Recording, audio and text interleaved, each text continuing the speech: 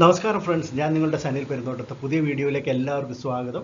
Godavari bio refineries limited എന്നൊരു കമ്പനിയുടെ IPO വിശേഷമാണ് ഇന്ന് നമ്മൾ ഡിസ്കസ് ചെയ്യുന്നത്. ഈ കമ്പനി സമീർവാടി എന്ന സ്ഥലത്ത് കർണാടകയിലാണ്. ഇവർ പ്രധാനമായിട്ടും നിർമ്മിക്കുന്നത് എത്തനോൾ ബേസ്ഡ് ആയിട്ടുള്ള കെമിക്കൽസ് ആണ്. എത്തനോൾ ബേസ്ഡ് കെമിക്കൽസ്, ഇവരുടെ എത്തനോളിൻ്റെ കപ്പാസിറ്റി എന്ന് പറഞ്ഞാൽ 570 കിലോ ലിറ്റർ പെർ ഡേ ആണ് എത്തനോൾ നിർമ്മിക്കുന്ന അവരുടെ ബയോ റിഫൈനറിയിൽ.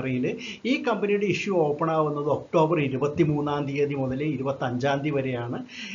ഇവർ മാർക്കറ്റിൽ നിന്ന് റേസ് ചെയ്യുന്നത് 554.75 കോടി രൂപയാണ്. അതിൽ 325 കോടി രൂപയ്ക്കുള്ളത് ഫ്രഷ് ഓഹരികൾ തന്നെയാണ്.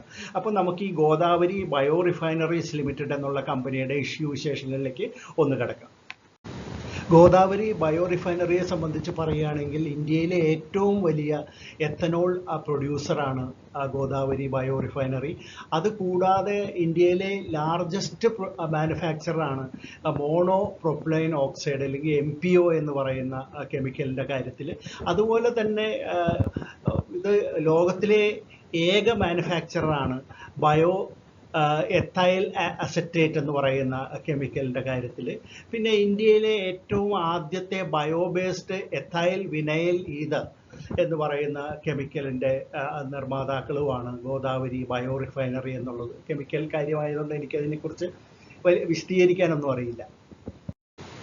ഗോദാവരി ബയോ റിഫൈനറീസിൻ്റെ പ്രോഡക്റ്റുകളെ നോക്കുകയാണെങ്കിൽ വളരെ വൈവിധ്യം നിറഞ്ഞതാണെന്ന് പറയേണ്ടിയിരിക്കുന്നു. അതായത് പല ഗ്രേഡിലുള്ള എത്തനോള്, പവർ, അതുപോലെ ബയോബേസ്ഡ് ആയിട്ടുള്ള കെമിക്കൽസ്, പിന്നെ കരിമ്പിൽ നിന്നാണല്ലോ, അപ്പോൾ ഷുഗർ, ഇതെല്ലാം ഇവരുടെ പ്രോഡക്റ്റുകളിൽ പെടുന്നതാണ്. അപ്പോൾ ഇവരുടെ പ്രോഡക്റ്റുകൾ പലതരത്തിലുള്ള ഇൻഡസ്ട്രികളിൽ ഉപയോഗിക്കപ്പെടുന്നുണ്ട്. അതായത് food and beverages, pharmaceuticals, flavours and fragrances, പിന്നെ പറയുകയാണെങ്കിൽ power, fuel, personal care, cosmetics, ഇത്തരത്തിലൊക്കെ ഉള്ള ബിസിനസ്സുകളിൽ അല്ലെങ്കിൽ ഇൻഡസ്ട്രികളിൽ ഇവരുടെ പ്രോഡക്റ്റുകൾ ഉപയോഗിക്കപ്പെടുന്നുണ്ട്. ഇവരുടെ സമീർവാടിയിലുള്ള അല്ലെങ്കിൽ കർണാടകത്തിലെ സമീർവാടിയിലുള്ള ആ പ്ലാന്റിൻ്റെ ഒരു ദിവസത്തെ കരിമ്പ് ക്രഷ് ചെയ്യാനുള്ള കപ്പാസിറ്റി പറയുകയാണെങ്കിൽ 18,000 ടൺസ് ക്രഷിംഗ് പെർ ഡേ ആണ്. അതായത് 18,000 ടണ്ണാണ് അവിടെ പ്രതിദിനം കൃഷി ചെയ്തുകൊണ്ടിരിക്കുന്നത്. അത് മാത്രമല്ല, അത് ഈ പരിസ്ഥിതി സർട്ടിഫിക്കറ്റുകളൊക്കെ അവർക്ക് കിട്ടിയിട്ടുണ്ട്. അത് വർദ്ധിപ്പിച്ച്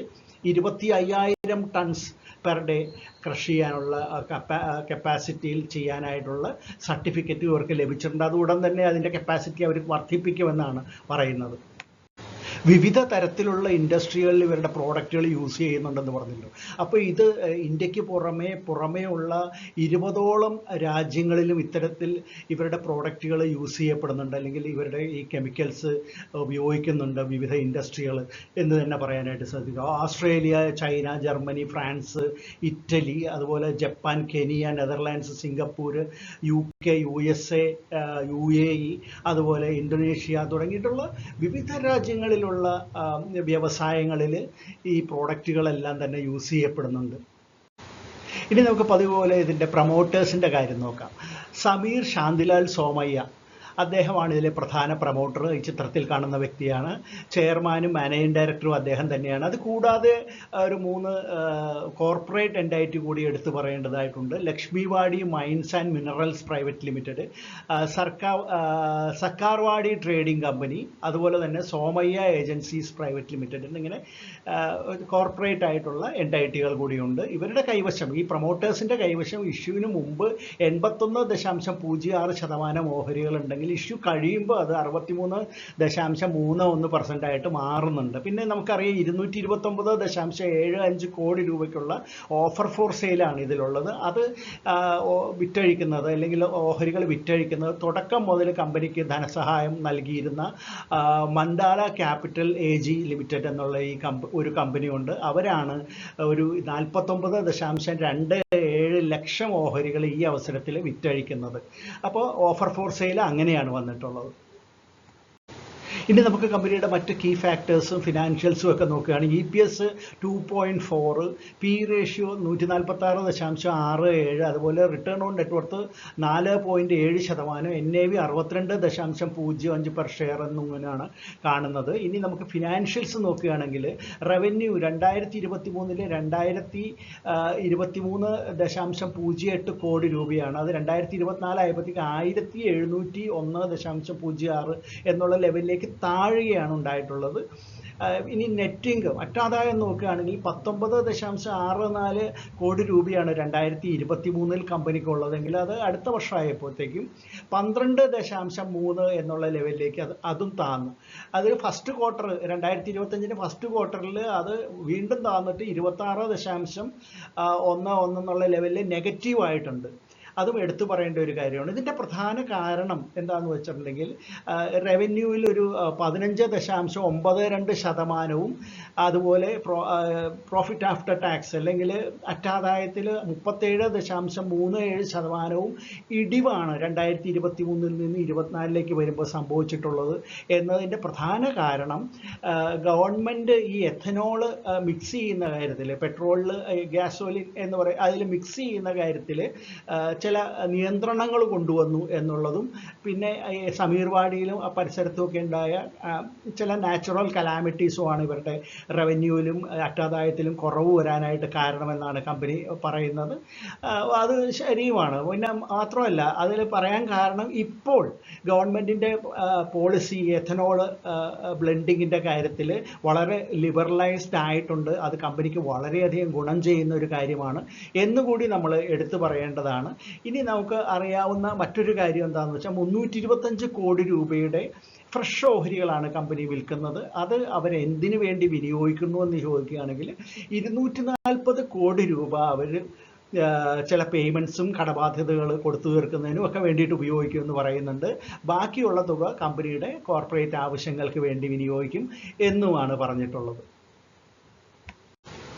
ഇനി കമ്പനിയുടെ പിയർ കമ്പനികൾ നോക്കുകയാണെങ്കിൽ alkyl amines, Jubilant Ingrevia, Lakshmi organic industries, EID Parry, Triveni engineering and industries, പിന്നെ ബാൽറാംപൂർ ചീനി മിൽസ്, ദാൽമിയ ഭാരത് ഷുഗർ, പിന്നെ ധാംപൂർ ഷുഗർ, ദ്വാരകേഷ് ഷുഗർ എന്നിങ്ങനെയുള്ള കമ്പനികളെയാണ് ഈ പിയർ കമ്പനികളായിട്ട് അവരുടെ പ്രോസ്പെക്ടസിൽ കൊടുത്തിട്ടുള്ളത്. അതിൻ്റെ എല്ലാം തന്നെ പി റേഷ്യോ ആണ് ഇപ്പുറത്തെ കോളത്തിൽ കൊടുത്തിട്ടുള്ളത്.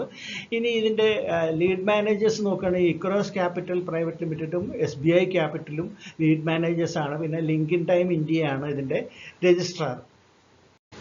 ഇനി നമുക്ക് ഗോദാവരി റിഫൈനറീസിൻ്റെ ഇഷ്യൂ ഡീറ്റെയിൽസ് ഒറ്റ നോട്ടത്തിൽ ഒന്ന് പരിശോധിക്കാം. ഇതിൻ്റെ ഇഷ്യൂ ഓപ്പൺ ആവുന്നത് ഒക്ടോബർ 23 മുതൽ 25 വരെയാണ്. ഇഷ്യൂ പ്രൈസ് 334 രൂപ മുതൽ 352 രൂപ വരെയാണ്. ഫ്രഷ് ഓഹരികൾ 325 കോടി രൂപയ്ക്കുള്ളതുണ്ട്. ഓഫർ ഫോർ സെയിൽ 229.75 കോടി രൂപയ്ക്കുള്ളത്. അപ്പോൾ അതിൻ്റെ ടോട്ടൽ ഇഷ്യൂ സൈസ് എന്ന് പറയുമ്പോൾ 554.75 കോടി രൂപയ്ക്കുള്ളത് വരും. 42 ഓഹരികളാണ് ഒരു ലോട്ട് എന്ന് പറയുമ്പോൾ റീറ്റെയിലേഴ്സിനെ സംബന്ധിച്ച്. അങ്ങനെ 13 ലോട്ട് വരെ അവർക്ക് അപ്ലൈ ചെയ്യാവുന്നതാണ്. ഇത് HNIസിന് 15%, ഇൻസ്റ്റിറ്റ്യൂഷൻസിന് 50% കൊടുക്കുന്നുണ്ടെങ്കിൽ റീറ്റെയിലേഴ്സിന് 35% ഓഹരികൾ കമ്പനി നൽകുന്നത്. ഫേസ് വാല്യൂ 10 രൂപയാണ്. റീറ്റെയിൽ അലോക്കേഷൻ 35% നമ്മൾ പറഞ്ഞു. ഇത് NSEയിലും BSEയിലും ലിസ്റ്റ് ചെയ്യുന്ന ഒരു കമ്പനിയാണ്. ഈ ഒക്ടോബർ 28 ഇതിൻ്റെ അലോട്ട്മെൻറ്റ് വരുന്നതെങ്കിൽ ഇത് ലിസ്റ്റ് ചെയ്യുന്നത് 30 ആയിരിക്കും ഒക്ടോബർ മാസത്തിൽ. ഇനി ഇത് വാങ്ങണോ വേണ്ടയോ എന്നൊക്കെ ആലോചിച്ചിരിക്കുന്നവരോട് പറയാനുള്ളത് ഇതൊരു അഗ്രസീവ്ലി പ്രൈസ്ഡ് ആയിട്ടുള്ള ഒരു ഷെയർ തന്നെയാണ്. എങ്കിലും ഇതിൻ്റെ മാർക്കറ്റ് ക്യാപ്പ് ഇഷ്യൂ കഴിയുമ്പോൾ 1800 കോടി രൂപയ്ക്കുള്ളതായിരിക്കും. നമ്മൾ അറിയേണ്ട മറ്റൊരു സവിശേഷമായ കാര്യം ഈ ബയോ ബേസ്ഡ് ആയിട്ടുള്ള കെമിക്കൽസിൻ്റെ മാർക്കറ്റ് വളരെ വേഗത്തിൽ വളർന്നുകൊണ്ടിരിക്കുന്ന വലിയ ഡിമാൻഡുള്ള എൻവയോൺമെൻറ്റിന് വളരെ അനുകൂലമായിട്ടുള്ളതായതുകൊണ്ട് വളരെ വേഗത്തിൽ വളർന്നു വളർന്നുകൊണ്ടിരിക്കുന്ന ഒരു ബിസിനസ്സാണിത്. ബയോ ബേസ്ഡ് ആയിട്ടുള്ള കെമിക്കൽസ് 2023 അതിൻ്റെ ടോട്ടൽ ഡിമാൻഡ് പറയുകയാണെങ്കിൽ 97.2 ബില്യൺ USD ആയിരുന്നു, US ഡോളേഴ്സ് ആയിരുന്നു. അത് പറയുന്നത് പ്രമുഖ റേറ്റിംഗ് ഏജൻസികളുടെ റിപ്പോർട്ടുകളിൽ പറയുന്നത് അടുത്ത ഒരു 5 വർഷം ഇത് 10.4% ആയിരിക്കും ഇതിൻ്റെ CAGR എന്നുള്ളതാണ്, കോമ്പൗണ്ട് ആനുവൽ ഗ്രോത്ത് റേറ്റ് എന്ന് പറയുന്നത്. അപ്പോൾ വളരെ വേഗത്തിൽ വളർന്നുകൊണ്ടിരിക്കുന്ന ഒരു ഇൻഡസ്ട്രിയിലെ പ്രധാന കമ്പനിയാണ് ഇത് എന്നുള്ളത്. ലോകത്തിലെ ഏക മാനുഫാക്ചറാണ് ഈ മോണോപ്രൊപ്പൈലൈൻ ഓക്സൈഡ് എന്ന് പറയുന്ന MPO എന്ന് പറയുന്ന കെമിക്കൽസിൻ്റെ സോൾ മാനുഫാക്ചറാണ് ഈ ഗോദാവരി ബയോ റിഫൈനറി എന്നുള്ളതും കൂട്ടി വായിക്കുമ്പോൾ നമുക്ക് ഈ കമ്പനിയുടെ ഫ്യൂച്ചർ വളരെ ബ്രൈറ്റാണ് എന്ന് കാണാനായിട്ട് സാധിക്കും. പക്ഷേ 2023 നിന്ന് 24 വരുമ്പോൾ ഇതിൻ്റെ റവന്യൂവിലും അതുപോലെ തന്നെ അറ്റാദായത്തിലും ഇടിവ് സംഭവിച്ചിട്ടുണ്ടോ എന്നുള്ളത് ഒരു കാരണമായി കാണേണ്ടതില്ല. അത് ഗവൺമെൻറ് പോളിസി കൊണ്ടും ചില നാച്ചുറൽ കലാമിറ്റീസ് കൊണ്ടും ആയിരുന്നു എന്ന് നമുക്ക് മനസ്സിലായി. ഇപ്പോൾ ഗവൺമെൻറ് പോളിസി വളരെ പ്രോത്സാഹജനകമാണ്. അതിൻ്റെ ബ്ലെൻഡിങ് ആയിട്ടിൻ്റെ പ്രപ്പോർഷനെല്ലാം ഗവൺമെൻറ് തീരുമാനിച്ചിട്ടുണ്ട്. അത് കമ്പനികൾക്ക് വലിയ പ്രയോജനം ചെയ്യുന്ന രീതിയിൽ തന്നെയാണ്. അപ്പോൾ ഇത് നല്ലൊരു ഓഹരി തന്നെയാണ്, എല്ലാവർക്കും അപ്ലൈ ചെയ്യാവുന്ന ഒന്നാണെന്നാണ് വ്യക്തിപരമായിട്ട് എൻ്റെ അഭിപ്രായം. അപ്പോൾ കണ്ടതും കേട്ടതും ഗോദാവരി റിഫൈനറീസ് ലിമിറ്റഡ് എന്ന കമ്പനിയുടെ IPO ശേഷമാണ്. ലൈക്ക് ചെയ്യാനൊന്നും മടിക്കണ്ട, അതുപോലെ തന്നെ കമൻ്റ് ഇടാനും വീഡിയോയെ മറ്റു രീതിയിൽ എല്ലാ രീതിയിലും നിങ്ങൾ പ്രോത്സാഹിപ്പിക്കും എന്നാണ് ഞാൻ വിശ്വസിക്കുന്നത്. നമുക്കൊരു മറ്റൊരു IPO വിശേഷമായിട്ട് ഉടൻ തന്നെ വീണ്ടും കാണാം. അതുവരെ നന്ദി, നമസ്കാരം, ബായ്.